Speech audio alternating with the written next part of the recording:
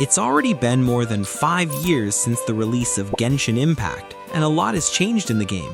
From version 1.0 all the way to version 6.5, we have seen everything evolve, from basic reactions like Melt, Vape, and Overload to completely new mechanics like Lunar reactions.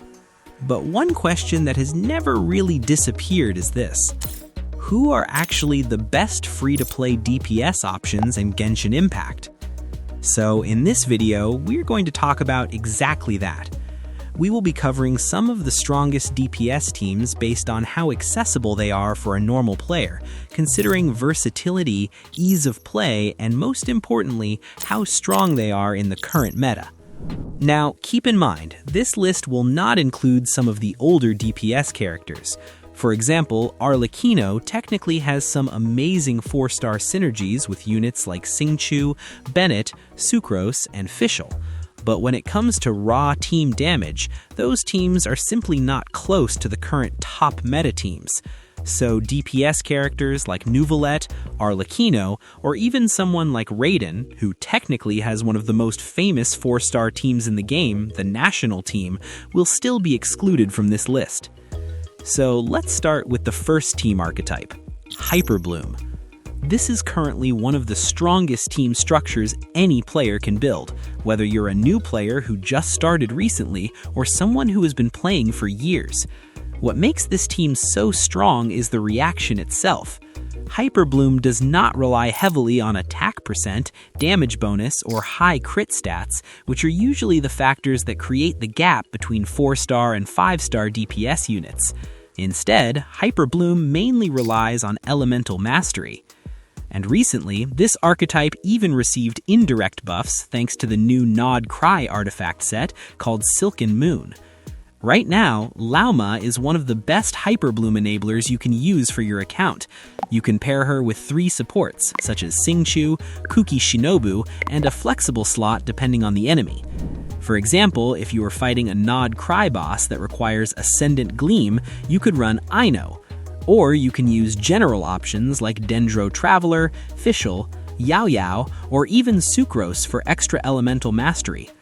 The main goal of this team is to stack as much elemental mastery as possible on Kuki Shinobu and Lauma. Kuki triggers most of the Hyperbloom damage, so her elemental mastery is extremely important. Meanwhile, Lauma provides additional Hyperbloom damage buffs from her kit based on her own elemental mastery. She also provides around 25% Dendro and Hydro resistance shred alongside very strong Dendro application over time. Make sure your team always has one Deepwood Memories holder, and your Electro character should run as much elemental mastery as possible, ideally with sets like Gilded Dreams or Flower of Paradise Lost. Flower of Paradise Lost is usually around 3 to 5% stronger, but Gilded Dreams also works very well and gives you more flexibility for other teams.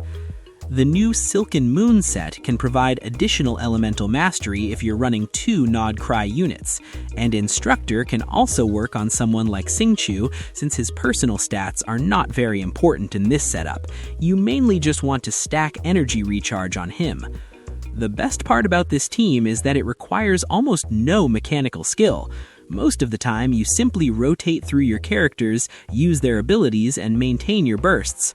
Even the free-to-play version of this team can easily reach around 90,000 DPS. And it also has a lot of flexibility depending on your account and the enemies you're fighting. The core of this team is Lauma, because her Dendro application and buffs are extremely strong. Without her, Nahida is usually the second best option, but the team loses some damage compared to Lauma. Over time, you can upgrade this team even further. For example, you could add Columbina in the Hydro slot or Anefa in the Electro slot. You can also add another buffer like Nahida or Aino for additional elemental mastery. The strongest versions of this team can reach damage numbers close to Skirk's premium teams, which really shows the potential Hyperbloom has with good investment. And if you are someone who plays multiple games, whether it is gacha or other genres, make sure to check out Loot Bar. It is one of the most trusted third-party websites for buying in-game bundles at cheaper prices, and it is already used by millions of players. You can top up for games like Withering Waves, Arknights, and many more. Right now, Hoyoverse top-ups are temporarily unavailable, but according to the Loot Bar team, they should be coming back very soon. So make sure to use the links below for your favorite games and get the best possible prices. Now moving on to the second team archetype, Overload. This is one of the best team structures you can build right now, especially if you have Chevreuse. She is currently one of the most broken supports in the game. Even with just her base kit, she provides around 40% Electro and Pyro resistance shred, along with 40% attack and team sustain. And she becomes even stronger at C6, where she provides an additional 60% Electro and Pyro damage bonus. When you combine her with Eonsan, another incredibly strong support, who can provide around 1,000 base attack and about 40% damage bonus through the Cinder City set, the synergy becomes insane. This duo can make almost any Electro or Pyro DPS extremely strong. For example, a team with Veressa, Chevreuse, Eonsan, and Xiangling can easily reach around 90,000 DPS with the right investment. Even with C0 Chevreuse, the team can still reach around 80,000 DPS. You can also run other DPS characters like Arlecchino, Veressa, or even Gaming. Most of these teams are strong enough to clear endgame content like Spiral Abyss Floor 12. Based on testing, the strongest version seems to be Mavuka Overload with Chevreuse, Eonsan, and Pyro Traveler. With double cancel combos, this team can reach around 95 to 100,000 DPS. The goal of this video is not to convince you that these teams are the absolute strongest in the game. Instead, it is to show that these teams can comfortably clear all content and provide strong alternatives, especially if you are a newer player who does not have many 5-star characters. Now let's talk about the third team, Mualani Vape. Mualani is one of those DPS characters whose teams have consistently remained strong even with a very low budget. That is mainly thanks to her kit, which does not demand a lot of expensive characters. A team with Xiangling, Sucrose, and Mona can easily reach around 100 to 105 DPS when played properly. Sucrose provides resistance shred through the Viridescent Venereer set, while also giving a huge amount of elemental mastery. For the last slot, someone like Mona works very well because of the damage bonus from her burst. She can also hold Prototype Amber for extra energy and healing. If you do not have Mona, you can also run Pyro Traveler with the Scroll set. What makes Mualani so strong is her gameplay, which revolves around large burst damage windows. These nukes can be heavily buffed to maximize their output. She is without a doubt one of the best free-to-play DPS options in the game, and currently one of the few Hydro DPS characters capable of reaching around 100,000 DPS. Now talking about the next team archetype, Lunar-Charged. This is currently one of the best free-to-play team compositions for almost any player. A team with Flins, Fischl, Ano, and Sucrose can reach around 90,000 DPS. If you need healing, you can replace Sucrose with Kuki Shinobu or Geoda depending on your preference.